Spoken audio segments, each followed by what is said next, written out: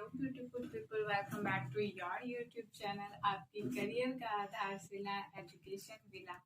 तो आज का हमारा जो टॉपिक है वो है सैम्पलिंग एंड इट्स मेथड्स। मैंने प्रीवियस टॉपिक में ही आपको सेंसस और सैम्पलिंग के बीच का डिफरेंस बता दिया था। मैंने उसमें भी आपको छोटा सा एक इंट्रोडक्शन दे दिया था दैट व्हाट इज सैम्पलिंग। आज मैं उसे रिकॉल कर देती हूँ। Sampling is a process in which portion of a population is choose for doing a statistical survey। कहने का क्या मतलब है कि सैम्पलिंग एक ऐसा प्रोसेस है जिसमें हम होल पॉपुलेशन को नहीं लेते, हम होल पॉपुलेशन में से कुछ पोर्शन को लेते हैं जिससे हम अपना स्टैटिस्टिकल डाटा डिराइव करते हैं। तो आइए देखते हैं सैम्पलिंग का डेफिनेशन मैंने क्या लिखा है। Sampling is a technique of collecting individual members और a subset of population to make statistical interference from them and estimate characteristics of the whole population। तो सैम्पलिंग क्या है?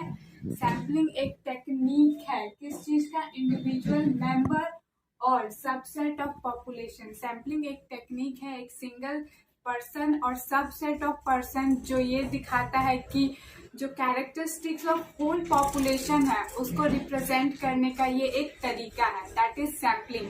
अब बात करते हैं सैम्पलिंग मेथड्स की। तो सैम्पलिंग के दो मेथड्स होते हैं, पहला प्रोबेबिलिटी सैम्पलिंग मेथड एंड दूसरा नॉन प्रोबेबिलिटी सैम्पलिंग मेथड। अब प्रोबेबिलिटी सैम्पलिंग मेथड क्या होता है? तो probability sampling method is a method in which each and every individual of population have an equal chance of choosing।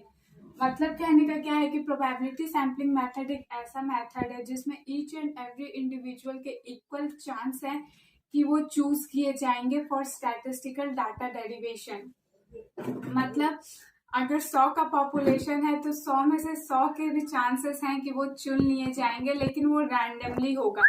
तो probability sampling method को हम also random sampling method भी कहते हैं, क्योंकि इसमें कौन चुना जाएगा ये डिराइव नहीं होता, हर इंडिविजुअल के चुने जाने का इक्वल चांस होता है।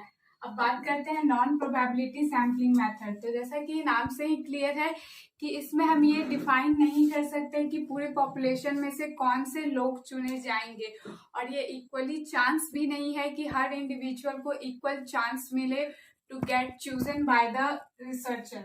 अब प्रोबेबिलिटी सैम्पलिंग मेथड के भी 4 तरीके होते हैं। पहला सिंपल रैंडम सैम्पलिंग, दूसरा क्लस्टर सैम्पलिंग, तीसरा systematic sampling and fourth is stratified random sampling. अब आइए एक एक करके हम बात करते हैं इन चारों टॉपिक्स पे। तो first is simple random sampling. Simple random sampling क्या होता है? Simple random sampling is a most authenticate way of sampling. इसमें क्या होता है कि इसमें हर एक इंडिविजुअल को इक्वल चांस मिलता है कि वो इस सैम्पलिंग प्रोसेस का हिस्सा हो सकता है। ये मोस्ट ऑथेंटिक होता है और ये लेस टाइम कंज्यूमिंग होता है, और बाकी सैम्पलिंग मेथड के कंपैरिजन में ये इजी टू कंडक्ट होता है।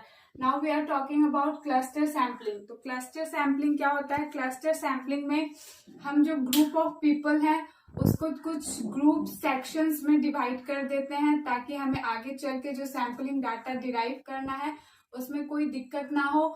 और जो इसमें ग्रुप में हम डिवीजन करते हैं वो डिवीजन होता है on the basis of age, on the basis of geographical area, on the basis of height, on the basis of colour.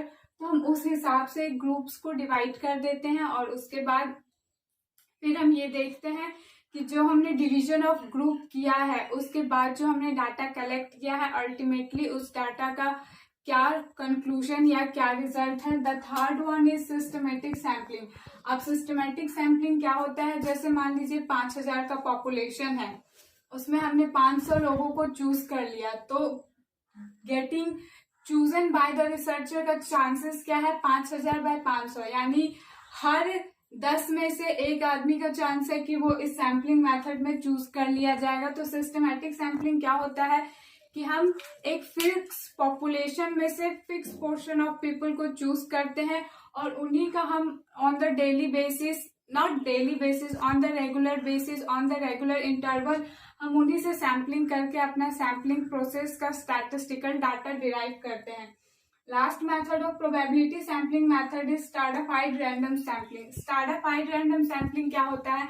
Stratified random sampling वो सैम्पलिंग मेथड होता है जो बहुत हार्ड टू कंडक्ट होता है। इस मेथड को हम वहाँ यूज करते हैं जहाँ पर रिसर्चर को बहुत डिफिकल्टी होती है to go to the public and conducting a easy investigation और अ सर्वे। एग्जाम्पल क्या है स्ट्रैटिफाइड रैंडम सैम्पलिंग का? हम स्ट्रैटिफाइड रैंडम सैम्पलिंग वहाँ करेंगे जैसे कोई गैर कानूनी काम हो रहा है तो वो इजी टू रीच नहीं है, हमें नहीं पता कि कहाँ इनलीगल वर्क्स हो रहे हैं, या रिसर्चर्स को ये नहीं पता होता है कि कहाँ इनलीगल वर्क्स हो रहे हैं।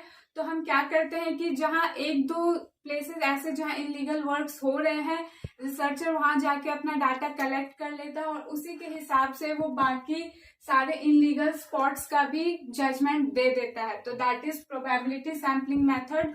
अब बात करते हैं नॉन प्रोबेबिलिटी सैम्पलिंग मेथड। तो नॉन प्रोबेबिलिटी सैम्पलिंग मेथड में सबसे पहले आता है कन्वीनियंस सैम्पलिंग। जैसा कि ये नाम से ही क्लियर है कि ये रिसर्चर की कन्वीनियंस पे होता है। रिसर्चर इसे क्यों कलेक्ट करे या रिसर्चर इसे कैसे कलेक्ट करे, तो वो रिसर्चर के कन्वीनियंस पे होता है। कन्वीनियंस सैम्पलिंग हम कहाँ कर सकते हैं? तो कन्वीनियंस सैम्पलिंग हम किसी भी मॉल में कर सकते हैं या किसी भी बिजी स्ट्रीट में कर सकते हैं जहाँ रिसर्चर को ज्यादा दिक्कत ना हो अपने डाटा को कलेक्ट करने में। और ये सैम्पलिंग मेथड हम तब यूज करते हैं जब रिसर्चर को पता है कि मेरा ऑडियंस कौन है और मुझे क्या अपनी ऑडियंस से लेना है। The second is judgmental and purposive sampling method. Judgmental and purposive sampling method वो मेथड होता है जो कि अगेन रिसर्चर के जजमेंट और पर्पोजिव पे डिपेंड करता है। फॉर एग्जाम्पल, अगर किसी रिसर्चर को ये जानना है कि कितने लोग अपने मास्टर्स डिग्री करने में इंटरेस्टेड हैं, तो रिसर्चर सिंपली पॉपुलेशन के पास जाके पूछेगा कि how many of you are interested in masters degree. जो अपना जवाब नो में देंगे वो इस सैम्पलिंग मेथड में नहीं आएंगे। रिसर्चर उन्हें डायरेक्ट इस मेथड से एक्सक्लूड कर देगा और जितने लोग इंटरेस्टेड होंगे रिसर्चर उन्हीं पे अपना सैम्पलिंग मेथड को यूज करके वो अपना डाटा डिराइव कर देगा। And the third one is snowball sampling.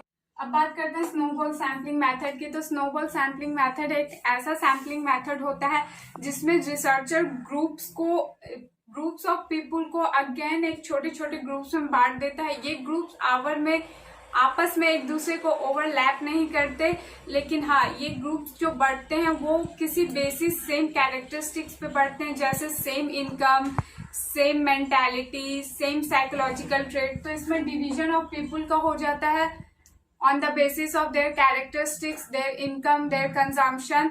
तो वो स्नोबॉल सैम्पलिंग होता है। Last but not the list, quota sampling. तो कोटा सैम्पलिंग क्या होता है? इसमें एक fixed quota of people selected रहते हैं और उन्हीं पे अगेन एंड अगेन सैम्पलिंग होती रहती है। तो ये था हमारा आज का topic, sampling and it's method. I hope आपको ये वीडियो समझ में आया होगा। अगर आपकी कोई क्वेरी है तो आप नीचे कमेंट सेक्शन में कमेंट करके मुझसे पूछ सकते हैं। I will definitely answer your questions. And apart from it, if you want notes related to this topic, then you can follow me on my Instagram channel, that is Education Villa Official. Take a look on the whiteboard.